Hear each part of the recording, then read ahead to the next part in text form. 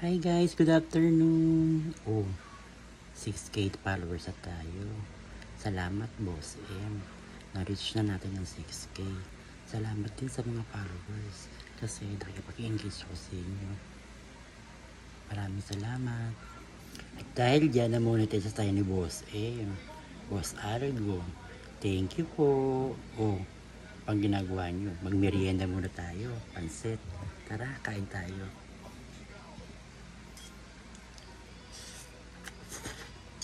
Dami. So, ayun na nga guys. Tapos na tayo magmerienda. Busog. Nga pala guys. Tip nga lang pala sa mga followers natin. Ang dami kong nakikita ng mga ka-followers natin. Ang dami nila followers. Nasa 4K, nasa 5K, nasa 6K, nasa 7K, hanggang 8K. Pero hindi pa sila namamonetize ni Algo. Hindi ko alam kung bakit. Samantalang ako, 6K pa lang ang followers ko. Salamat nga po ulit, Boss M, Boss Algo.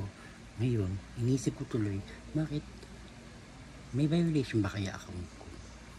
So, nagtanong ako, okay, Meta, may violation po bang account ko? Ito ang sagot niya sa akin. Babasahin ko lang guys ha.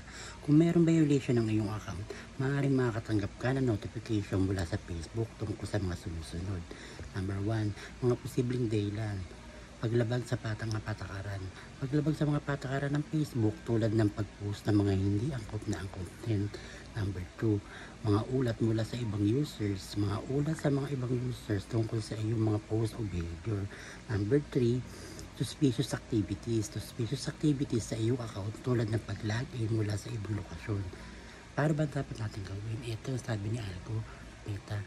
Ang mga dapat gawin, tignan ng notification. Tignan ng notification mula sa Facebook at sundin ang mga instruction. Number 2, basahin ang patakaran. Basahin ang mga patakaran ng Facebook para malaman kung ano ang mga pinapayagan at hindi. Number 3, kontakin ang support team. Kontakin ang support team ng Facebook para sa tulong at gabay. So ayun na nga guys, ito ang aking ginawa. Binuksan ko ang Facebook. Yan, Facebook. Then, burger sign sa medulo. Then, binuksan ko ang help support. Yan. Sa help support, makikita mo yung support inbox. Support inbox, yan. Loading guys. O, ayan. Ayan guys. Makikita nyo dyan yung report. Report about others. Pag pinindot nyo yan, makikita nyo yung mga violation nyo. Kita nyo guys. Ginawa ko dyan. Pinagbubura ko na lang para wala na akong problema kay Meta. Kasi balang araw, mamamonetize sa Meta yan. Ganun lang gawin nyo guys. Then, na nakalagay dyan yung isa pang sign, your alert.